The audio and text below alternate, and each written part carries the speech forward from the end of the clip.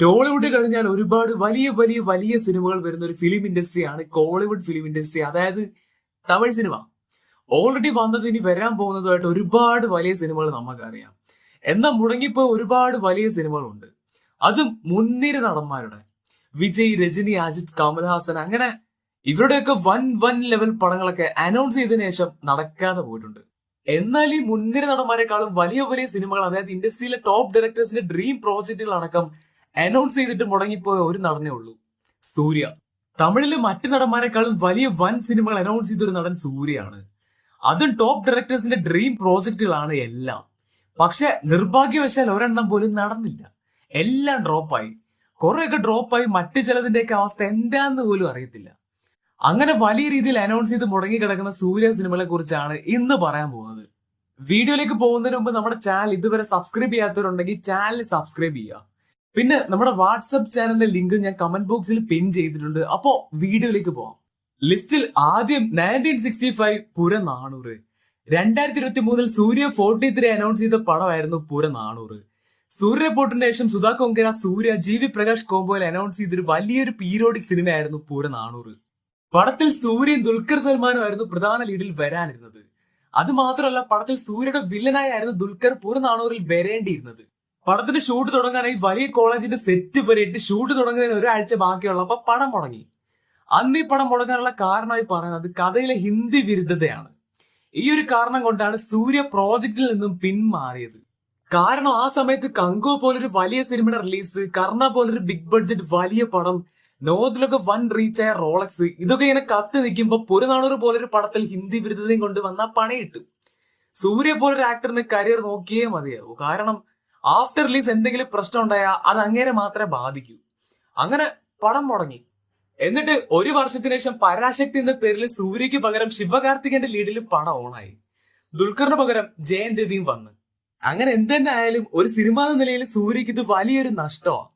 കാരണം കങ്കുവയും പകരം ചെയ്ത റെട്രോയും ഒന്നും സൂര്യക്കൊന്നും ഒരു ഉപകാരം ഉണ്ടായില്ല, ഉപദ്രവം മാത്രം.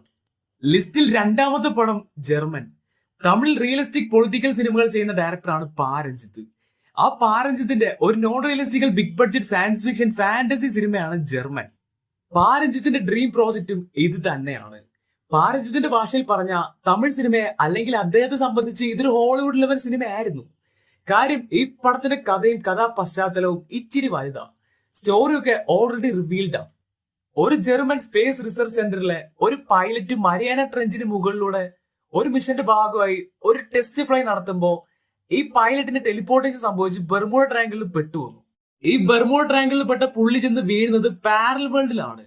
യഥാർത്ഥ റിയാലിറ്റിയേക്കാൾ ഒരുപാട് വ്യത്യസ്തമായിട്ടുള്ള പാരൽ വേൾഡിൽ നിന്ന് ഈ പൈലറ്റ് സർവൈവ് ചെയ്ത് യഥാർത്ഥ റിയാലിറ്റിയിലേക്ക് മടങ്ങി വരുന്നതാണ് പടത്തിന്റെ കഥ. ഇതൊരു ഫാന്റസി സയൻസ് ഫിക്ഷൻ അഡ്വഞ്ചർ സിനിമയായിരുന്നു. രണ്ടാം ഉലകത്തിന് ശേഷം തമിഴിൽ നിന്ന് പാരൽ വേൾഡിനെ ബേസ് ചെയ്ത് വരേണ്ടിയിരുന്ന സിനിമയായിരുന്നു ജർമ്മൻ. പാരഞ്ജിത്ത് കാലയ്ക്ക് ശേഷമായിരുന്നു ഈ സിനിമ പ്ലാൻ ചെയ്തിരുന്നത്. പിന്നീട് പല കാരണങ്ങൾ കൊണ്ട് പ്രോജക്ട് നീണ്ടുപോയി. ഇതേ വള്ളയിൽ തന്നെ തമിഴിൽ വേറെ സിനിമകൾ വന്നു. ഇപ്പോ കണ്ടന്റ് ഔട്ട്ഡേറ്റഡ് ആണ്. അതുകൊണ്ട് ജർമ്മൻ ഇനി സംഭവിക്കുന്ന കാര്യത്തിൽ യാതൊരു ഉറപ്പുമില്ല. കർണ 2023 ആരംഭിച്ച ഒരു സൂര്യ സിനിമയായിരുന്നു രാകേഷ് ഓംപ്രകാശ് മെഹ്റ ഡയറക്ട് ചെയ്യാനിരുന്ന പാൻ ഇന്ത്യൻ ബിഗ് ബഡ്ജറ്റ് പടം കർണ. രാകേഷ് ഓംപ്രകാശ് മെഹ്റയുടെയും ഒരു ഡ്രീം പ്രോജക്റ്റ് ആയിരുന്നു ഈ പടം. മഹാഭാരതത്തിലെ കർണന്റെ ഒരു ഇൻഡിപെൻഡന്റ് സ്പിൻ ഓഫ് ആയിട്ടായിരുന്നു ഈ പടം പ്ലാൻ ചെയ്തിരുന്നത്. 400 കോടിയോളം ബഡ്ജറ്റിലായിരുന്നു ഈ പടം വരാനിരുന്നത്. 2023 മുതൽ പ്രീ പ്രൊഡക്ഷൻ സ്റ്റാർട്ട് ചെയ്ത് ഈ പടം 2024 ലാസ്റ്റിൽ ഒഫീഷ്യലായി നിർത്തിവെക്കുകയായിരുന്നു. കർണ മുടങ്ങാനുള്ള കറക്റ്റ് കാരണം അവർ ഇതുവരെ പറഞ്ഞിട്ടില്ലെങ്കിലും കർണ നിർമ്മിക്കാനിരുന്നൊരു ബോളിവുഡ് പ്രൊഡക്ഷൻ കമ്പനി നിർമ്മാണത്തിൽ നിന്നും പിന്മാറിയെന്നും മറ്റൊരു പ്രൊഡ്യൂസറിനായി ഒരുപാട് സമീപിച്ചെന്നും വലിയ ബഡ്ജറ്റ് ഇറക്കേണ്ട പടം ആയതുകൊണ്ട് പ്രൊഡക്ഷൻ സൈഡിലുണ്ടായ ഇംബാലൻസിംഗ് ആണ് കർണ വൈകാനുള്ള കാരണമെന്ന് പടത്തിന്റെ റൈറ്റർ കൺഫേം ചെയ്തിരുന്നു. അപ്പൊ ഇതാണ് കർണയെ പറ്റി അറിയപ്പെടുന്ന ഒരു കാരണം. ആസ് ഓഫ് നോ കർണയുടെ കാര്യം ഒരു ക്വസ്റ്റ്യൻ മാർക്കാണ്. ഇരുമ്പ് കൈ മായാവി നമ്മുടെ ലിസ്റ്റിലെ ഏറ്റവും വലിയതും ഒരുപാട് ഫാൻ ബേസ് ഉള്ളതുമായിട്ടുള്ള ഒരു സൂര്യപടമാണ് ഇരുമ്പ് കൈ മായാവി. ലോകേഷ് കനകരാജിന്റെ സംവിധാനത്തിൽ ലോകേഷ് കനകരാജിന്റെ രണ്ടാമത്തെ സിനിമയായി വരേണ്ടിയിരുന്ന സിനിമയായിരുന്നു ഇരുമ്പ് കൈ മായാവി. 2018 പടം ആരംഭിക്കായിരുന്നത്. ഡ്രീം ഫാരിസ് പിക്ചേഴ്സും 2D എന്റർടൈൻമെന്റും ചേർന്നാണ് പടം നിർമ്മിക്കായിരുന്നത്. NGKക്ക് ശേഷം അടുത്ത ആരംഭിക്കേണ്ടിരുന്ന സൂര്യ സിനിമയായിരുന്നു ഇരുമ്പ് കൈ മായാവി. പക്ഷെ ആ സമയത്ത് ലോകേഷ് കനകരാജൻ ഇത്രയും വലിയൊരു സിനിമ ഷോൾഡർ ചെയ്യാനുള്ള ബുദ്ധിമുട്ട് കാരണം ഒരു ചെറിയ സിനിമ കൂടി ചെയ്തതിനു ശേഷം ഇരുമ്പുകൈ മായാവി ചെയ്യാന്ന് തീരുമാനിക്കുന്നു. അങ്ങനെ ഡ്രീം വാരിയസ് പിക്ചേഴ്സ് തന്നെ ഇരുമ്പുകൈ മായാവിക്ക് മുമ്പുള്ള ലോകേഷിന്റെ ആ ചെറിയ സിനിമ നിർമ്മിച്ചു. ആ ചെറിയ ലോകേഷ് പടമാണ് കൈദി. അങ്ങനെ കൈദിക്ക് ശേഷം പിന്നീട് ഇതുവരെ സംഭവിച്ചത് പറയേണ്ട കാര്യമില്ലല്ലോ. ലോകേഷ് ഒക്കെ വേറെ ലീഗിലേക്ക് കയറിപ്പോയി. അങ്ങനെ ഇരുമ്പുകൈ മായാവി അവിടെ ഒരുപാട് തവണ ഇങ്ങനെ നീണ്ടു പോയി. ഇനി ഈ പടത്തിന്റെ കഥയെ കുറിച്ച് പറഞ്ഞാൽ ഭയങ്കര രസമാണ്. അടിപൊളി കഥയാ. ഒരു സയൻസ് എക്സ്പെരിമെന്റൽ ലാബില് അസിസ്റ്റന്റ് ആയിട്ട് വർക്ക് ചെയ്യുന്ന ഒരു യുവാവ് ഒരു ദിവസം ഒരു വലിയ എക്സ്പെരിമെന്റ് നടക്കുമ്പോൾ അത് ഫെയിലായി ആ മെഷീനിലേക്കുള്ള പവർ ഇവന്റെ ബോഡിയിലേക്ക് ചെന്ന് കയറും. ആ മെഷീൻ പ്രൊഡ്യൂസ് ചെയ്ത പവർ ഇവന്റെ ബോഡിയിലേക്ക് എക്സ്ട്രീം പവർ ആയി കയറി ഇവന്റെ ഒരു കൈ അങ്ങ് കത്തിപ്പോവും.